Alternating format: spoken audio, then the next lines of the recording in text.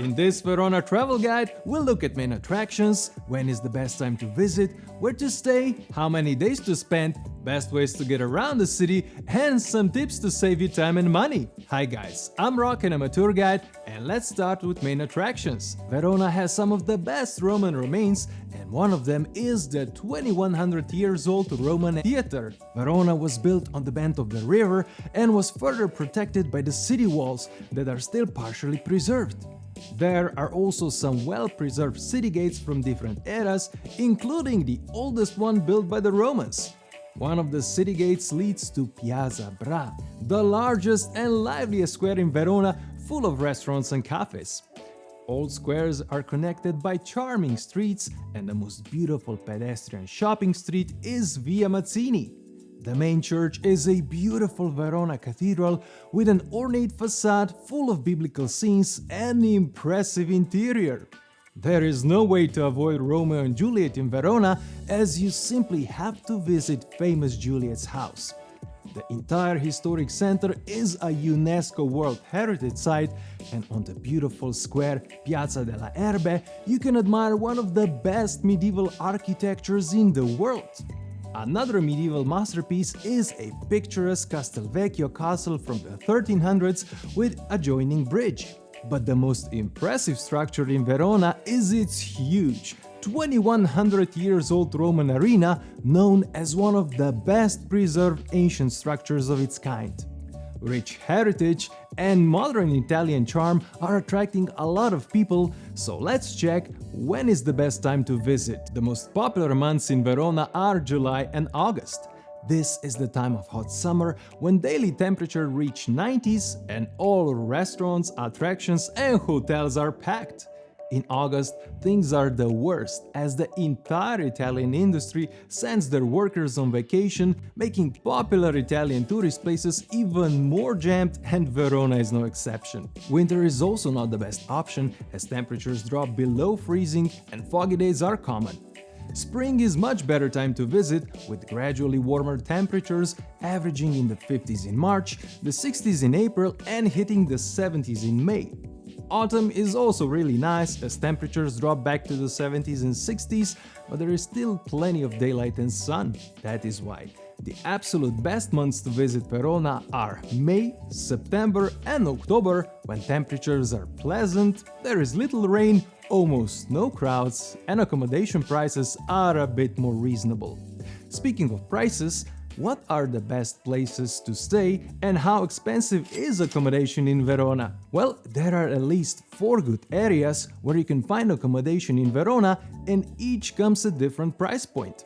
The best and the most expensive is obviously the historical center surrounded by the riverbed. This is also a ZTL area where traffic is limited and closely monitored by the cameras.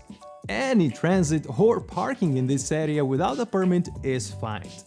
If you arrive by car and your hotel is in the ZTL zone, you need to notify it in advance so your number plate can be registered with the system. In the high season, most Airbnb apartments in the historical center are between 150 to 200 euro, while most properties on booking are in the 150 to 200 euro and above 200 euro range. The Borgo Trento neighborhood on the western side of the riverbed is slightly more affordable.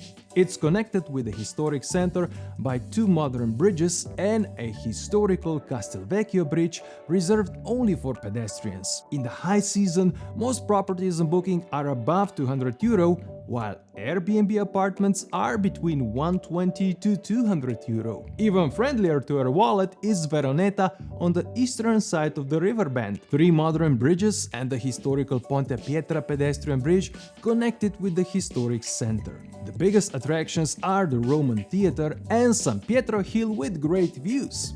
In the high season, most Airbnb apartments are between 100 to 150 euro, while most properties on booking are in the 150 to 200 euro range. The most affordable of the four is the San Zeno neighborhood west of the historical core. It's less crowded and quieter, with an impressive San Zeno Basilica that's about 15 minutes walk from the arena. It doesn't have ton of accommodation, but most of them on booking are in the 100 to 200 euro range, while most Airbnb apartments are between 120 to 180 euro. Now that you're familiar with best accommodation areas, you must decide how many nights to book. In the high season, it might be hard to find accommodation for less than 2 or 3 nights, as many properties have a minimum stay requirement. That works fine, as you will need at least 2 full days to cover all 12 attractions presented in my video, Things to Do in Verona. But I would actually recommend 3 full days in Verona, as only 40 minutes drive away is a beautiful alpine Lake Garda that should be in your itinerary. I'll link my favorite Lake Garda day trips in the description below.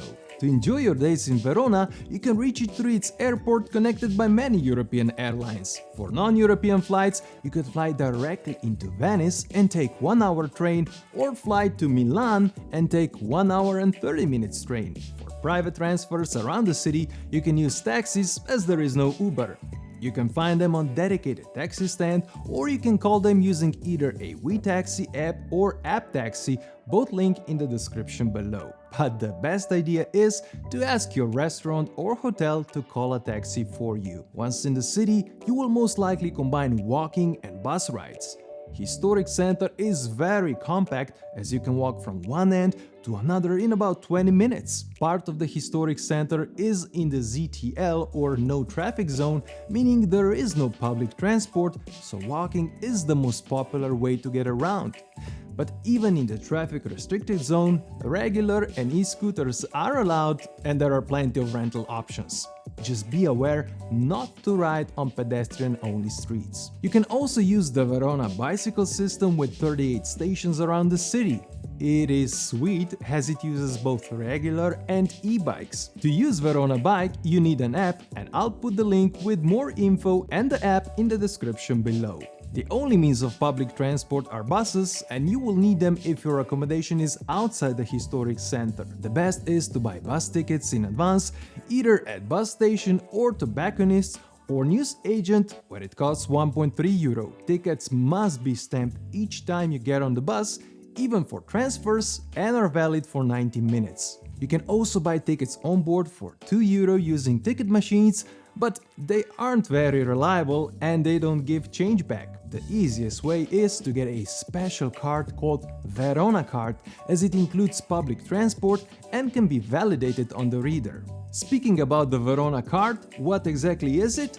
It's one of the best city cards in Italy and represents a good value, as it saves you time and money. It includes free public transport, free entry to all major attractions, and priority entrance to world-famous Roman arena, so no more waiting in lines for a ticket. You can get it at Verona tourist office in Piazza Bra, at one of the attractions, or by clicking the link in the description below. There are 2 options available: 24-hour card for 20 euro and 48-hour card for 25 euro. Another money-saving tip worth knowing comes into play from October to May. In that time period, on the first Sunday of the month, entrance to public museums is only 1 euro.